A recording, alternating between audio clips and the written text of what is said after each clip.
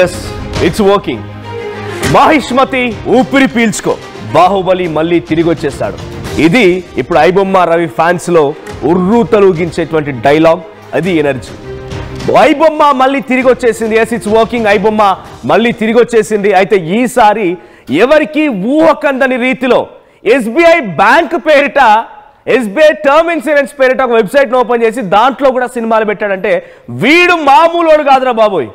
నిజంగా ఎవరికి అంతు చిక్కడం లేదు. ఎన్ని దాచిపెట్టినా, ఎన్ని హార్డ్ డిస్కులు తీసుకొచ్చినా, ఎంతమంది టెక్నాలజీని డిప్లాయ్ చేసి ఐబొమ్మ రవిని కంట్రోల్ చేద్దామని చూసినా నో ఇట్స్ నాట్ వర్కింగ్. అదేం పనిచేయడం లేదు.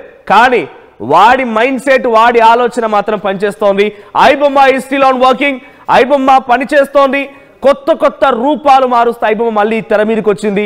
అయితే ఎస్బీఐ టర్మ్ ఇన్సూరెన్స్ పేరుతో ఒక వెబ్సైట్ని లాంచ్ చేసి ఆ వెబ్సైట్లో ఈ పైరసీకి సంబంధించిన సినిమాల కాపీ ఐడిని కాపీ చేయగానే అది ఓపెన్ అవుతోంది. సో ఇది నేను ఈ వార్త చెప్పడంలో నా ముఖ్య ఉద్దేశం మళ్ళీ పైరసీని ఎంకరేజ్ చేయడం కాదు. పైరసీని నిర్మూలించండి, దయచేసి సినిమా రంగాన్ని కాపాడండి, సినిమా ఇండస్ట్రీకి సహకరించండి. చాలా మంది కార్మికులు, చాలా మంది కూడా దానిపై ఆధారపడి ఉన్నారు. కానీ ఇక్కడ పోలీసులకు సంబంధించి మాత్రం ఇది సవాలే. ఒకటి కాదు, రెండు కాదు, ఇప్పటికే సుమారుగా 2-3 ఏళ్ల పాటుగా అనేక సార్లు ఐబొమ్మ తరహాలో ప్రతి పైరసీ వెబ్సైట్ని కిల్ చేసే ప్రయత్నం పోలీసులు చేశారు తమకున్న టెక్నాలజీని ఉపయోగించి. కానీ ఏ మాత్రం ఉపయోగం లేదండి. మాహిష్మతి ఊపిరి పీల్చుకునే రకంగా మళ్ళీ అభిమానులు మొత్తం వారంతా కూడా చెప్తూ ఉన్నారు. సో ఒక్కసారి ఎలా వస్తుంది, ఎలా రన్ అవుతోంది అని మీకు చెప్పే ప్రయత్నం చేస్తాను. నేను మళ్ళీ ఇది చెప్పడంలో నా మెయిన్ పాయింట్ వచ్చేసి దీన్ని ఎంకరేజ్ చేయడం కాదు, అది ఎలా ఆపరేట్ అవుతోంది, ఎలా ఆపరేషనల్గా ఉంది, దీన్ని నిర్మూలించండి అని చెప్పడం మాత్రమే. అండ్ వన్ థింగ్, నేను ఒక కాషన్ చెప్పాలనుకుంటున్నాను. ప్లీజ్ మీరంతా దయచేసి ఏ వెబ్సైట్ పడితే ఆ వెబ్సైట్ ఓపెన్ చేయకండి. ఈ వెబ్సైట్లన్నీ కూడా ఏది కూడా జెన్యూన్ కాదు. దీంట్లో మీ పర్సనల్ ఇన్ఫర్మేషన్ని గ్రాప్ చేసే అవకాశం కూడా ఉంటుంది. సో ప్లీజ్ మీరు వెబ్సైట్ ఓపెన్ చేయకండి. ఒకసారి మీకు నేను అది ఎలా వర్క్ చేస్తా చూపించే ప్రయత్నం చేస్తా. సో నా ముందు నా వెబ్సైట్ ఆల్రెడీ ఓపెన్ చేసి పెట్టుకున్నాను నేను. సో ఆ వెబ్సైట్ మీకు ఎగ్జాక్ట్గా అక్కడ స్క్రీన్ పై కూడా చూపిస్తూ ఉన్నాను ఎలా వర్క్ చేస్తుంది అనేది. సో ఒక్కసారి ఆ వెబ్సైట్ ఎలా పనిచేస్తుందని చెప్పే ప్రయత్నం చేస్తా. సో ముందుగా ఇక్కడ బప్పం టీవీ అనే వెబ్సైట్. సో బప్పం టీవీ అనే వెబ్సైట్ ఓపెన్ చేయగానే ఇది అక్కడ ఫార్మాట్ ఏంటి, కొత్త సినిమాలన్నీ, రీసెంట్ మూవీస్ ఇవన్నీ కూడా, తెలుగు, హిందీ అన్ని మూవీస్ ఉన్నాయి దీంట్లో. సో దీంట్లో టేకింగ్ అన్ ఎగ్జాంపుల్ ఆఫ్ ఒక మూవీ ఏదో ఒకటి నేను ర్యాండమ్గా క్లిక్ చేశాను. ఈ మూవీ క్లిక్ చేయగానే డైరెక్ట్గా copy link and copy ID అని ఉంటుంది. సో ఇది బప్పం వెబ్సైట్లో ఒక సినిమా లింక్ క్లిక్ చేయగానే ఇలా వస్తుంది. నేను కాపీ ఐడి అని క్లిక్ చేశా. సో కాపీ ఐడిని క్లిక్ చేయగానే పక్కన నేను ఆల్రెడీ ఓపెన్ చేసి పెట్టున్నాను ఇక్కడ చూడండి, SBI term insurance mistake you should avoid. కింద డేట్ కూడా ఉంది, July 12, 2025 అని చెప్పి. అంటే ఆ రోజు బహుశా ఈ వెబ్సైట్ రెడీ చేసి పెట్టుకుని ఉంటాడు. సో కిందికి చివరి వరకు నేను డ్రాగ్ చేయగా కిందికి వెళ్ళగానే ఇక్కడ ఒకటి ఉంది.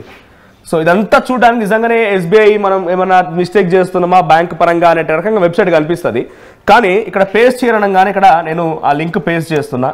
లింక్ పేస్ట్ చేసి ఇక్కడ వాచ్ అని క్లిక్ చేయగానే మూవీ రెడీ. ఇది మనం క్లిక్ చేసి మూవీ ప్లే అవుతుంది. ఈ మూవీ ప్లే అవుతుంది. సో ఒక్కసారి ఇక్కడ నేను అది క్లిక్ చేసి కూడా చూపిస్తాను మీకు నేను ఆ మూవీని. సో మూవీ స్టార్ట్ అయిపోయింది. ఇక మూవీ స్టార్ట్ అయిపోయింది, మూవీ ప్లే అవుతుంది కూడా. సో ఎస్, ఇక్కడ మూవీ స్టార్ట్ అయిపోయింది, ప్లే అవుతుంది. సో ఇది నేను చెప్పడానికి ఐ రిపీట్ అగైన్, నేను మళ్ళీ మీకు చెప్తున్నది ఒకటే నా ఉద్దేశం, దయచేసి ఇది ఇటువంటి వెబ్సైట్ని క్లిక్ చేయకండి.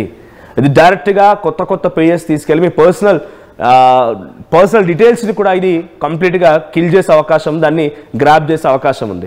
సో ఇప్పుడు ఆల్రెడీ ఐబొమ్మ అనేటువంటి వెబ్సైట్ యాక్టివ్లోకి వచ్చింది. మళ్ళీ ఐబొమ్మ అనే వెబ్సైట్ మళ్ళీ యాక్టివ్లోకి వచ్చింది. చాలామంది యూజర్స్ కూడా తమ ఫోన్లో, సోషల్ మీడియాలో ఇది వైరల్ కావడంతో చూస్తూ ఉన్నారు. కొన్ని సందర్భాల్లో ఈ వెబ్సైట్ ఓపెన్ అవ్వడం లేదు. సో ఆ వెబ్సైట్ ఓపెన్ అవ్వడం లేదు, ఏది పడితే అది, దీని పేరిట కొన్ని స్కామ్లు కూడా జరుగుతూ ఉన్నాయి. సో మీరు ఏ వెబ్సైట్ పడితే ఆ వెబ్సైట్ ఓపెన్ చేసి దాని ద్వారా సినిమాలు చూద్దామని మీ ఆ ఉత్సాహం వల్ల మీరు ఏం చేస్తారంటే చాలా ఇన్ఫర్మేషన్ని మిస్ అవుతూ ఉన్నారు. సో ప్లీజ్ బీ కేర్ఫుల్, ఇది కొంత యూజ్ చేయకండి. బట్ ఐబొమ్మ రవి మాత్రం పోలీసులకి ఒక సవాల్గా మారాడు. ఎలా అంటే ఒకటి కిల్ చేసి ఒక వెబ్సైట్ని కంట్రోల్ చేసామో లేదో అంతలోనే ఇంకో వెబ్సైట్ రెడీ చేసి పెట్టేసుకున్నాడు. ఇట్లా ఒకటి కాదు, రెండు కాదు, ఆయన దగ్గర కొన్ని 100 కొద్ది వెబ్సైట్లు ఉన్నాయి. మరి జైల్లో ఉన్నాడు ఎట్లా చేయగలుగుతున్నాడు ఇదంతా?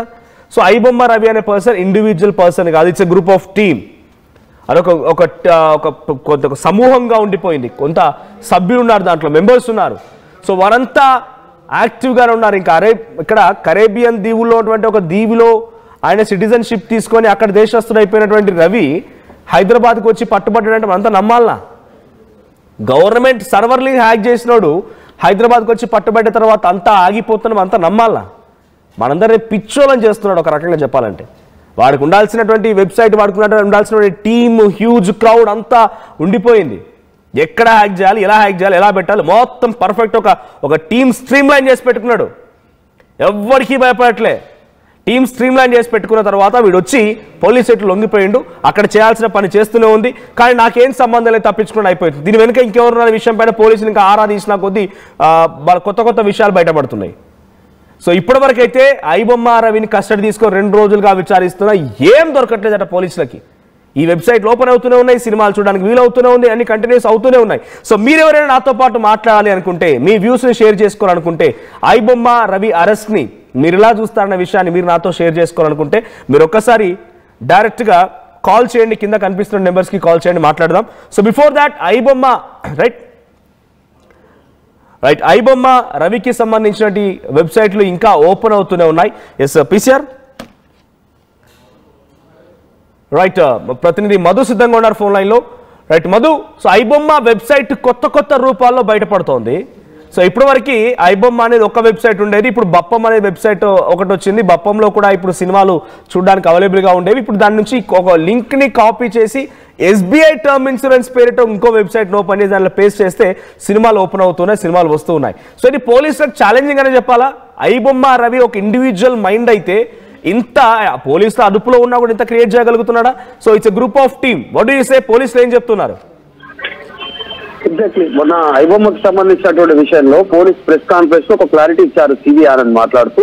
ఈ రోజు వరకు మాత్రం ఐబొమ్మను మేము మూసివేయించగలిగాం, కానీ ఇట్లాంటి సైట్స్ ఇంకా చాలా వచ్చే అవకాశం ఉంది. వాటిని కంట్రోల్ చేయడం కష్టం.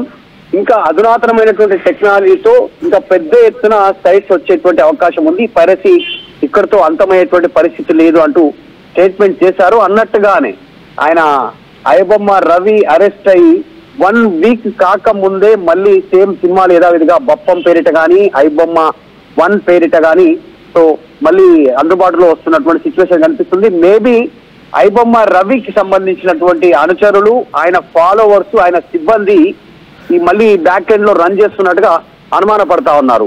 కొద్దిమంది ఏం చెప్తా ఉన్నారంటే ఐబొమ్మ రవికి ముందే తెలుసు ఏదో ఒక రోజు పట్టుబడతారు, ఆ సైట్స్ మూసివేయిస్తారని. ఆ మూవీస్ కి 20,000 మూవీలకు సంబంధించినటువంటి లింక్స్ అన్ని ఆల్రెడీ సేఫ్ గా పెట్టాడు. ఆ లింక్ తీసుకెళ్లి SBI టర్మ్ ఇన్సూరెన్స్ మిస్టేక్ అనేటువంటి వెబ్సైట్ లో ప్లే చేసి ఆన్లైన్ లో మూవీ చూసుకోవచ్చు. అక్కడ అంటే మూవీ డౌన్లోడ్ చేసుకోవడానికి అవకాశం లేదు, కానీ అక్కడ ఆన్లైన్ లో చూసుకునే అవకాశం ఉందనేటువంటిది ప్రస్తుతం పెద్ద ఎత్తున చర్చ కొనసాగుతుంది. ఎన్ని సైట్లు బ్లాక్ చేసినా కొత్త సైట్లతో వచ్చేటువంటి అవకాశం ఉంది. బప్పం, ఐబొమ్మ 1 తర్వాత ఇట్లా ఈ రకంగా ముందుకు పోయేటువంటి సిచ్యువేషన్ కనిపిస్తా ఉంది. ప్రస్తుతం ఇంకొక వాదన కూడా తెరపైకి వస్తా ఉంది మనోజ్. రీజన్ ఏంటంటే ఐబొమ్మ రవి ఆయనకు దేశవ్యాప్తంగా మద్దతు తెలుపుతా ఉన్నారు అందరూ. అది పక్కన పెడితే ప్రస్తుతం ఆయన భారతదేశానికి సంబంధించిన పౌరసత్వాన్ని వదులుకున్నాడు. అంటే భారతీయుడే గతంలో, కానీ పౌరసత్వాన్ని వదులుకున్నాడు, కరేబియన్ పౌరసత్వాన్ని తీసుకున్నాడు. సో విదేశాల చట్టాల ప్రకారం ఇక్కడ ఆయన పైన కేసు నమోదు చేయడానికి లేదు. ఇక్కడ నేరం ఎక్కడ కూడా ఆయన ఇక్కడ హైదరాబాద్ లో, తెలంగాణలో, ఇండియాలో ఉంటూ నేరం చేయలేదు. కాబట్టి ఇక్కడ కేసులు ఆయనకు వర్తించవు. కరేబియన్ కి సంబంధించిన పౌరసత్వం ఉంది కాబట్టి అక్కడే ఆయన పౌరసత్వం కొనుక్కున్నారు.